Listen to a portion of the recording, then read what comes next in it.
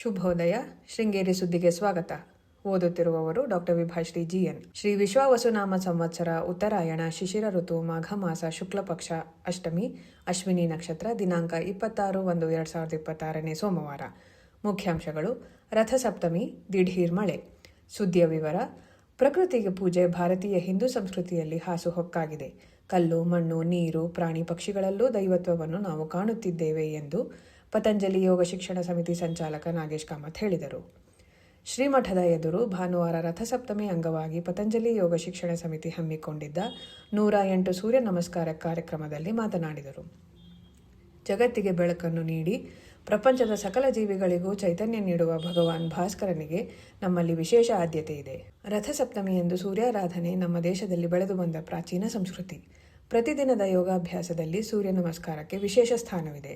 ದೇಹದ ಎಲ್ಲ ಅಂಗಾಂಗಗಳಿಗೆ ಶಕ್ತಿಯನ್ನು ತುಂಬುವ ಸೂರ್ಯ ನಮಸ್ಕಾರದಿಂದ ನಮ್ಮ ಆರೋಗ್ಯ, ಆಯಸ್ಸು, ತೇಜಸ್ಸು ವೃದ್ಧಿಯಾಗಿ ಶರೀರ ಸುಸ್ಥಿತಿಯಲ್ಲಿರುತ್ತದೆ. ಸಮಿತಿಯಿಂದ ಕಳೆದ 1.5 ದಶಕದಿಂದ ಆಸಕ್ತರಿಗೆ ಉಚಿತ ಯೋಗ ಶಿಕ್ಷಣ ನೀಡುತ್ತಿದೆ ಎಂದರು. ಕಾರ್ಯಕ್ರಮದಲ್ಲಿ ರವಿಕುಮಾರ್, ಗುರುರಾಜ್, ಸುಬ್ರಹ್ಮಣ್ಯ, ರಾಘವೇಂದ್ರ, ಭಾರತಿ, ಆಶಾ, ಸವಿತಾ, ಪ್ರೇಮ, ಸುಮಂಗಳ, ಸೌಮ್ಯ, ರಾಧಿಕಾ, ಶಾರದಾ ಇತರರು ಇದ್ದರು. ಪಟ್ಟಣ ಹಾಗೂ ಗ್ರಾಮೀಣ ಭಾಗದಲ್ಲಿ ಭಾನುವಾರ ಮಧ್ಯಾಹ್ನ ದಿಢೀರ್ ಮಳೆಯಾಗಿದೆ. ಪಟ್ಟಣದಲ್ಲಿ 15 ನಿಮಿಷ ಬಿಡದಂತೆ ಸುರಿದ ಮಳೆ ದೊಡ್ಡ ಹನಿಯೊಂದಿಗೆ ಶುರುವಾಗಿ ಸುರಿಯಿತು. ಪ್ರವಾಸಿಗರು ಅಂಗಡಿ, ಹೋಟೆಲ್ನಲ್ಲಿ ಮಳೆಯಿಂದ ರಕ್ಷಣೆ ಪಡೆದರು. ಕಾವಡಿಯಲ್ಲಿ ಭಾರೀ ಮಳೆಯಾಗಿದ್ದು ಸಮಾಜೋತ್ಸವಕ್ಕೆ ಅಡ್ಡಿಯಾಗಿತ್ತಾದರೂ ಮಳೆ ಕಡಿಮೆಯಾದ ನಂತರ ಸಮಾವೇಶ ಮುಂದುವರಿಯಿತು.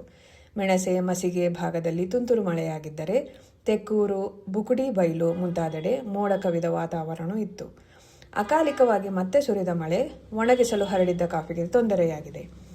ದರ್ಜಿ ವೃತ್ತಿ ಮಾಡಿ ಜೀವನ ಸಾಗಿಸುತ್ತಿರುವ ನಮ್ಮವರಿಗೆ ಈಗ ಅನೇಕ ಸವಾಲುಗಳು ಎದುರಾಗಿದ್ದು, ಈ ಸವಾಲನ್ನು ಮೆಟ್ಟಿ ನಿಂತು ಜೀವನ ನಡೆಸಬೇಕಿದೆ ಎಂದು ಕೆಎಸ್ಟಿಎ ಜಿಲ್ಲಾಧ್ಯಕ್ಷ ಬಾಲಕೃಷ್ಣ ಹೇಳಿದರು.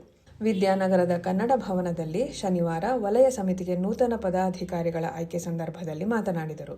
ರೆಡಿಮೇಡ್ ಬಟ್ಟೆ, ಆನ್ಲೈನ್ ವ್ಯಾಪಾರ ಮತ್ತಿತರ ಚಟುವಟಿಕೆ ನಡುವೆಯೂ ಉತ್ತಮ ಹೊಲಿಗೆ ಮಾಡುವ ಟೈಲರ್ಗಳಿಗೆ ಈಗಲೂ ಉತ್ತಮ ಬೇಡಿಕೆ ಇದೆ. ಸ್ವಂತ ಉದ್ಯೋಗ ನಡೆಸುವ ಈ ವೃತ್ತಿಯಲ್ಲಿ ಇಂದಿನ ದುಬಾರಿ ಜೀವನದಲ್ಲಿ ಸಂಸಾರ ನಿರ್ವಹಣೆ ಕಷ್ಟಕರವಾಗಿದೆ. ದಿನದಲ್ಲಿ 10-12 ಗಂಟೆ ದುಡಿದರೂ ಉಳಿದ ಕ್ಷೇತ್ರದಂತೆ ಹೆಚ್ಚಿನ ಆದಾಯ ದೊರಕುತ್ತಿಲ್ಲ. ಸರ್ಕಾರ ಟೈಲರ್ಸ್ಗೆ ವಿಶೇಷ ಸೌಲಭ್ಯವನ್ನು ನೀಡುವತ್ತ ಚಿಂತನೆ ನಡೆಸಬೇಕು ಎಂದರು.